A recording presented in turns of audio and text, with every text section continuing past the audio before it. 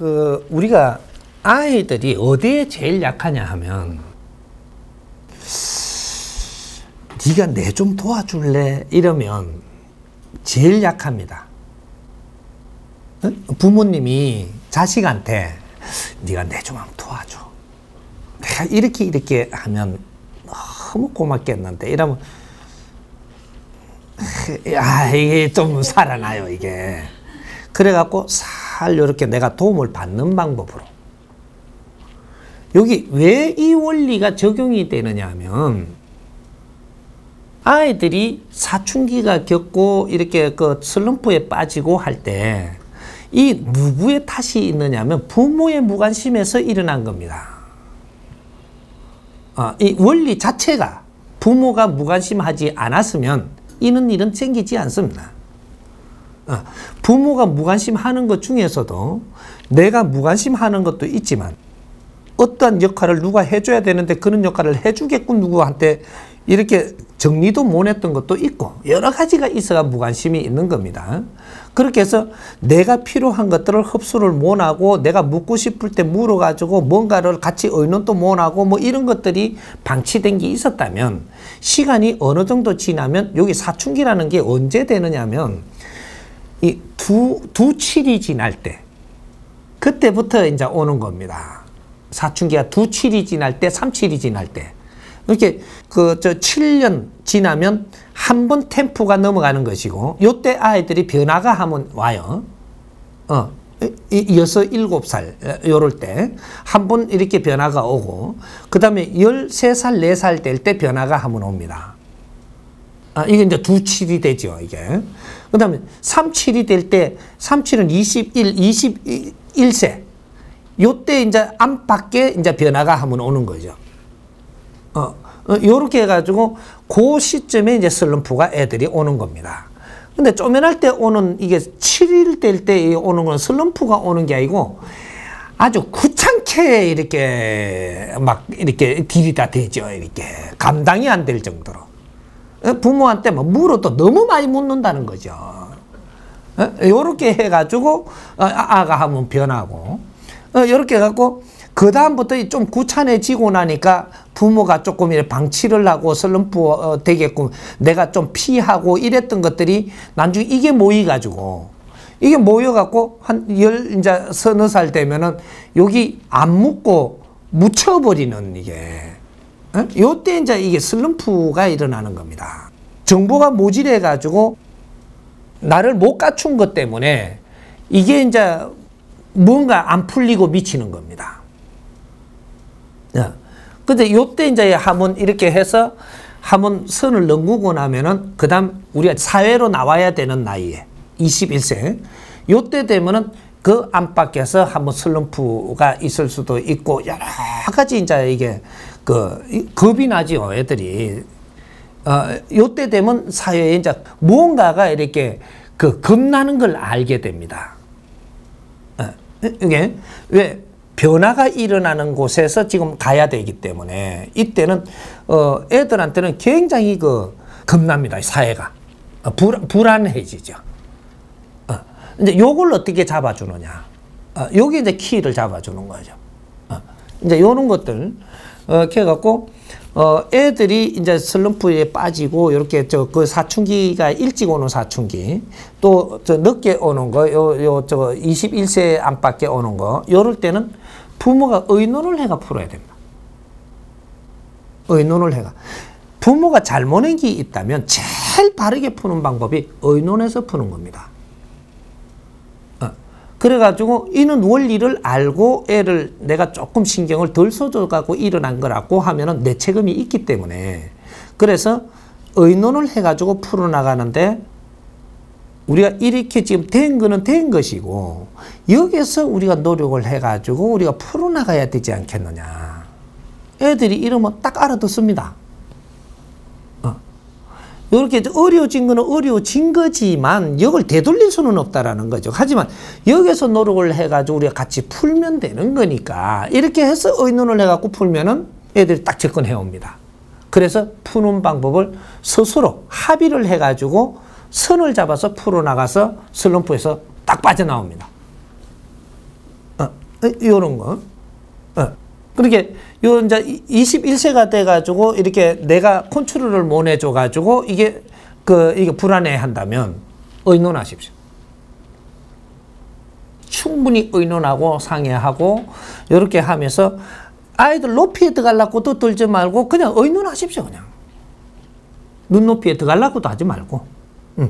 이게 내 부모의 지금 이제 내가 지금 현재 있는 입장, 이 실태를 같이 조금 논하고 한 30%는 그때는 끌어내야 됩니다. 내 거를 끌어내 가지고 무조건 이걸 갖다 덮어둘라 하지 말고 내가 이런 환경을 조금 꺼내 가지고 아버지가 이러이러하고 이러이러한 이런 게 있어서 지금 어떠한 지금 환경이 돼서 어떻게 되니까 우리가 의논해서 최대한 이렇게 우리가 바른 길을 찾아서 서로가 이렇게 노력을 좀 하자.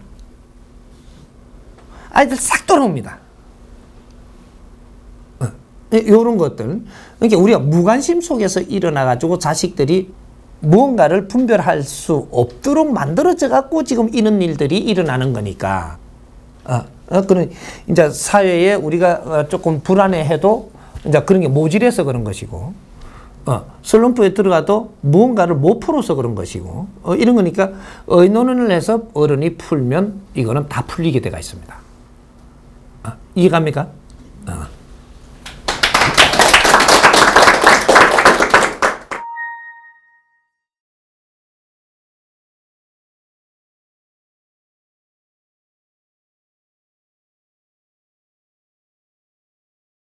그럼 뛰쳐나가게 놔두세요.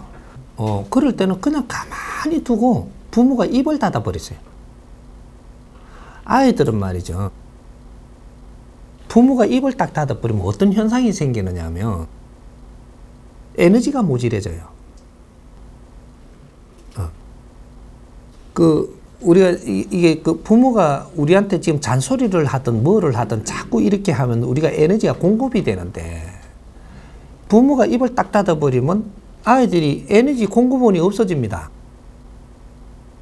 그리고 뭔가 물자를 갖다 내가 필요하다면 물자를 내가 끊어버리십시오. 왜 끊느냐? 내 말을 안 들으니까. 이 사회든 우리 집에든 누가 주체로 지금 움직이느냐를 알아야 돼요. 내가 물자를 대주고 있다면 상대는 내 말을 들어줘야 됩니다. 내 말을 안 들으면 내 물자를 쓰면 안 돼요. 여기 이제 자연의 법칙이거든. 왜 아이들 때는 아이들한테 직접 물자를 안 주고 어른을 줬느냐면 어른이 서면서 맞춰 들어가라고 어른한테 준 겁니다. 그럼 내가 나이가 들면은 아이들한테 물자를 주고 어른을 안 주는 거예요. 그럼 아이들한테 맞춰가면서 살아라고 그렇게 해주는 거예요. 어른이 벌이가 없고 아이들이 물자를 내한테 갖다 댄다. 그러면 아이들 말을 들어야 됩니다. 그걸 받아가 쓰기 위해서는 말을 들어야지.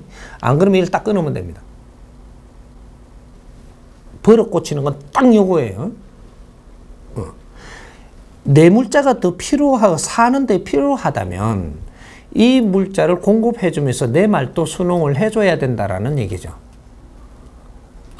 그럼 내 말을 전혀 안 듣는다. 안 들으면 물자를 막아버려야 됩니다. 그걸 내 자식이니까 어떻다 그런 거는 계산하지 말고 남이라도 내 말을 잘 들으면 내가 공급을 해주고 남이든 내 자식이든 똑같아야 돼요. 남도 내 말을 안 들으면 그러면 네 알아서 살면 되는 겁니다. 내 가족도 내 말이 전혀 반영이 안 되면 나는 지금 가족이 아니에요. 그럼 너는 너대로 나는 나대로 이래 살아야 돼. 그러면 신께서 물자를 어디로 공급원을 줬느냐? 내한테 줬으니까 요거는 내 멋대로 쓰면 됩니다. 이게 항상 우리는 아이들이 다 큰 것 같아도 부모를 의지할 수밖에 없게끔 만들어 놨다는 것은 부모하고 의논해가면서 반영을 해서 살아라고 해놓은 겁니다. 인간은요, 아무리 부모와 자식 간이라도 너의 필요한 것들을 충족을 다 채우고 나면은 부모 안 찾습니다. 절대로 안 찾는 동물이 인간입니다. 네가 네 거를 다 해결할 수 있으면 절대 부모 안 찾습니다. 우리가 착각을 하는데 부모와 이렇게 혈연을 못 끊는다 그러는데 정확하게 끊깁니다. 동물보다 더 합니다. 이거는. 예? 인간은 정확해요. 너를 필요해서 내가 있는 거지 내가 너를 위해서 있는 부분은 없습니다. 인간은.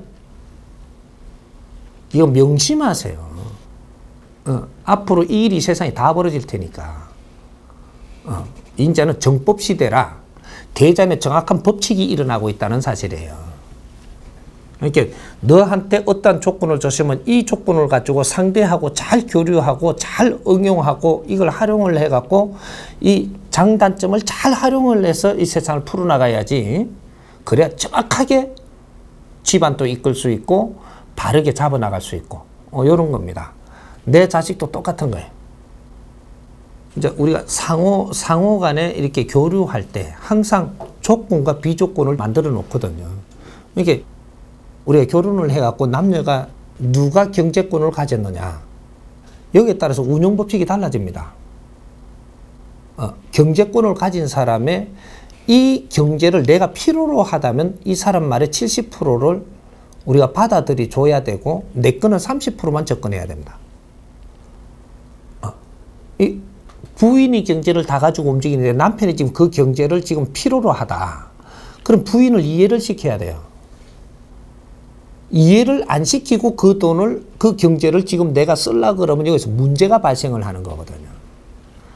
남편을 경제권을 맡겨놨을 때 남편을 이해를 시켜야 됩니다. 그 경제라는 힘을 쓰기 위해서는. 그렇게 안 하면 여기서 부작용이 일어나고 여기서는 엉망진창이 돼가는 거죠. 이런 것들. 그래서 경제권을 주도권을 잡을 때는 이게 누가 잡을 것인가 내보다 조금 위에 생각을 하고 믿음직한 사람이 경제권을 잡아야지 나는 질이 낮은데 내가 경제권을 잡았다. 이거는 문제가 되는 거죠. 이런 것들. 사회에 굉장히 중요한 일입니다. 이게. 이는 질서가 안 맞아져 가지고 지금 사회가 엉망진창이 돼가고 싸우고 신간이 일어나고 막 그러는 거거든. 그러니까 우리 부모님을 내가 모신다. 그럼 경제를 내가 이렇게 해서 부모님이 살아나가는데 내가 이거 뒷받침을 한다. 이러면 부모님은 정확하게 내 말 들어야 됩니다. 만일이 안 듣는다. 떠나십시오. 내 말을 안 듣는데 같이 살 수는 없습니다. 그 부모님한테 우리가 경제를 조금 이렇게 공급을 받는다. 그럼 정확하게 부모님 말을 들어야 됩니다. 내 자식이 내 말 안 듣는다. 쫓아내십시오. 내 말을 듣지 않을 거를 내 주위에 있지 마라. 이건 철칙입니다. 만일에 그거 더 있었다. 너는 사고 나요. 어절이 될 만큼 사고가 일어납니다. 미리 방지하려면 처음부터 이걸 다스려야 된다. 내하고 같이 살려면 내 말도 반영을 해다오. 딱 잡아야 들어가야 돼요.